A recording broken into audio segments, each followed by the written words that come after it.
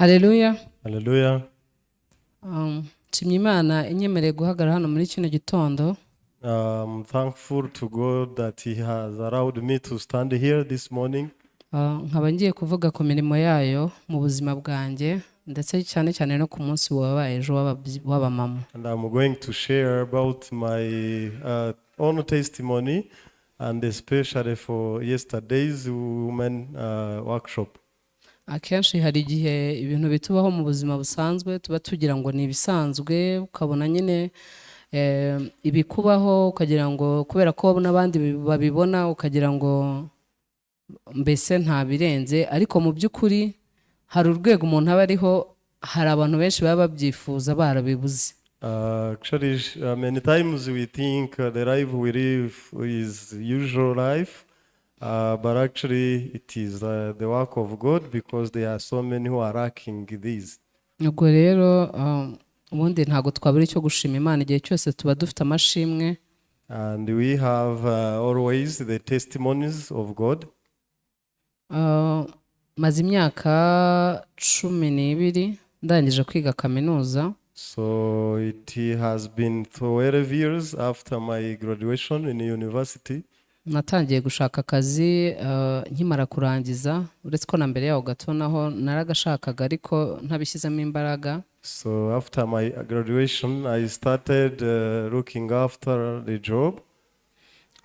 Nakiriye agakiza muri 2013. So I maze umwaka ndangije kaminuza. received the salvation the year 2013. It was 1 year after my graduation of university. Murabizi iyo umuntu amaze kwakira agakiza ntabwo abaza ubuzima bw'umwuka, rero nakomeje gushaka akazi ariko nkabuze ntangira kwivovotera Imana. So you know that we are new about the spiritual life. I tried to find a job and when I failed I complained to God. Ariko nubwo numvaga ndekarama ntago nigeze ndeka gukora, nakomeje nkora ibindi bintu bitari akazi k'ukwezi ko numvaga ashaka akazi k'ukwezi gusa. So but even if I didn't get the permanent job, I kept on doing the part-time job. Nangiye kwigishwa ubuzima bw'umwuka rero nibwo namenye ko icyo ngewe nita akazi ntago ari Imana iba ivuga ko ari akazi. So but as I kept on running the spiritual life, I was taught that God thinks differently from me. Kuko nasubije amaso inyuma nsanga burya nari nanabayeho n'ubuzima bwiza, maze kwigishwa ubuzima bw'umwuka nasanze burya nari nabayeho n'ubuzima bwiza kuruta abantu bafite bamwe na bamwe bafite akazi k'ukwezi. Because when I looked after my life, I concluded that I've been living even a better life compared to those who have monthly payment. Ariko nkahora na kantu ko kumva nshaka akazi k'ukwezi. Ndashima Imana rero ko yampaye akazi k'ukwezi. So I kept having this wish of having the monthly work, and finally God has answered. Ntabwo ibingibi ndi bubitindeho kuko nubwo nakabonye ariko nasanze mu by'ukuri byo na expectingaga atari byo nk'uko nyine nabyigishijwe. So I will not speak much about this, but I came to realize that things went differently from how I was taught. Ngiye kugaruka rero ku munsi w'ejo w'abamama. Ejo twagize umwiherero, twagize ibihe byiza cyane. Yesterday we had a very wonderful moment with the married sisters. Mu by'ukuri twagize ibintu bitandukanye, twaganiriye ibintu bitandukanye, twagize abigisha batandukanye, ariko ejo nagize gucyahwa gukomeye. So yesterday we had several topics and different preachers, and especially personally I received much rebuke. Umunsi w'ejo nibwo nibutse wa mugani w'ikinyarwanda uvuga ngo ukurusha umugore akurusha urugo. Yesterday I came to remember the parable of Rwandans, which says that him who have a good wife is even greater than you having the good family. Kuko iyo umugore ari umuntu mwiza mu rugo cyangwa ari umugore mwiza ubahiriza inshingano ze neza, ukora ibyo agomba gukora, hanyuma akaba umujyanama mwiza, akaba umufasha mwiza w'umugabo we, urugo rwe rutera imbere cyane. Because whenever a house has a stable woman who advises the husband and help him, the family goes higher. Bibiliya iranavuga ngo ubonye umugore mwiza abonye ikintu cyiza ngo kuko ngo ababonye ngo favor zivuye ku Mana. The same word says, him who marries a good woman has received a precious thing from God. Ejo rero ababyeyi bacu bakuru batwibukije ko ari twebwe imbaraga z'itorero kubera ko twebwe turi abagore ba Kristo. So our elder married sisters, they taught us that actually we are the bride of Christ. Ubwo rero inshingano zacu ni ukwita ni ukuba abagore beza mu rugo ari yo church ari ryo torero. And we call the church our family, and we have to be stable in the church. Ejo batugejeje ibitekerezo byinshi baratubwira bati hari umubyeyi wigisha mama Gaëlle aratwigisha aratubwira ngo hari umugore witwa Yayeli yishe umugabo wari warazengereje Abisiraheli atamwicishije imbaraga nko mubize abagore nta mbaraga bagira. Umuntu wari warazengereje igihugu ubwoko bwa Isiraheli bwose kwicwa n'umugore biratangaje. So Gaëlle taught us a victorious woman who killed someone who used to disturb the people of Israel. Atubwira ati uwo mugabo yagiye guhungira muri urwo rugo asaba umugabo w'uwo mudamu icumbi arangije umugore amubwira ati ngwino injira arinjira aramugaburira neza amwitaho arangije amuryamisha. Man entered in the house of that woman looking for accommodation, and the woman took him to the bed to rest. Uwo mugore rero amaze kumuryamisha ko yarazi ukuntu yazengereje ubwoko bwa Isiraheli ahita amutera inkota aramusogota aramwica arapfa. And because this woman knew that the people was the enemy of Israel, he killed him with a sword.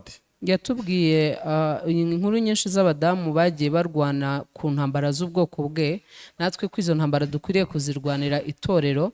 Avuga ati namwe hari ibyo mwakwica mu by'ukuri mu bizengereje itorero cyangwa se mu bintu bibangamiye ubuzima bw'umwuka bw'umukristo muri rusange. She gave us many examples of the women who solved the problems of their people, the same women we can be to handle the problems of our church. Aravuga ati ariko ibyo ngibyo mwabigera hari uko muhatanye muri Kristo. And she taught us that we can achieve this with the effort from Jesus Christ. Atese kubera iki mubasha guhatanira iby'isi mukaba mutahatanira iby'itorero kandi muri umutima w'itorero. So she was asking, why do you fight for the things of the world, and how you lack the zeal towards the things of the church? Nkuko nababwiye ntangira rero ntago inkuru zose nabibabwira muri icyigisho cyamaze isaha n'iminota irenga, hanyuma hagakurikiraho n'icya pasiteri. ntago byose twabivuga mu minota 10 tuba twahawe ahangaha, ariko nababwira ko twagize ibihe byiza. So I can't mention everything in this small time we have, because after we also received the pastor, he also taught us. Kuko mu ijambo rimwe pasiteri we yatwigishije guhuza umutima no gushyira hamwe. Because pastor also shared this message of being connected, unite our heart.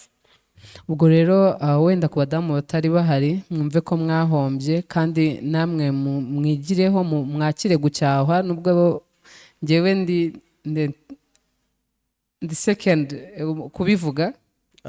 So I can tell the married sisters who were absent that they missed a lot, but they can also run the same rebuke. Ariko twige agaciro k'itorero, twige agaciro ka gahunda z'itorero, ndetse twige no kubahiriza igihe. So we can run the value of the church, we run the church itself, and also we run this issue of keeping time. Kuko twabonye ko kubahiriza igihe, ejo batwigisha ko kutubahiriza igihe ni kimwe mu bintu byangiza ubuzima bwacu muri rusange, uretse no mu buzima bw'itorero ariko no mu buzima busanzwe. Iyo uri umuntu utaza agaciro k'igihe ntago ubuza agaciro kawe ubwawe. Because yesterday we also learned the value of keeping time. Him who despises the time does not even his value. Kuko igihe cyawe iyo ugikoresha mu bintu bidafite umumaro, ni igihe cy'ubuzima bwawe kiba kiri kugabanuka. Niba ari iminota 5 utakaje nta kintu yimajije, nta kintu yibyaje, aba ari iminota 5 katutse ku buzima bwawe. Because when we misuse the time, our time, it means we are using our life for in vain. ubwo rero ibyo wari gukora muri iyo minota 5 ntago biba bikibayeho, hari ikintu kiba kibaye supreme mu buzima bwawe. And when you spend 5 minutes for nothing, it means your life is something has reduced. ubwo rero babyeyi mujye mwitabira gahunda z'itorero, So kuko niho twigira ubwenge bw'Imana, twe tumenyera ubwenge bw'isi, tubaho ubuzima bwose mu bwenge bw'isi. Uyu munsi ubuzima bw'umwuka no kwiga ubwenge bw'Imana, tukamenya gutandukanya ibitekerezo byacu n'iby'itorero n'iby'Imana. So I can advise that we continuously come to the church to learn the wisdom from heaven, and we learn how to distinguish our issues, our thoughts, and the word of God. Soza mama Gaëlle yaravuze ngo nta kundi kuntu twazajya hari hakurya imasoro. So as I'm at the end, I remember that Magaëlle said we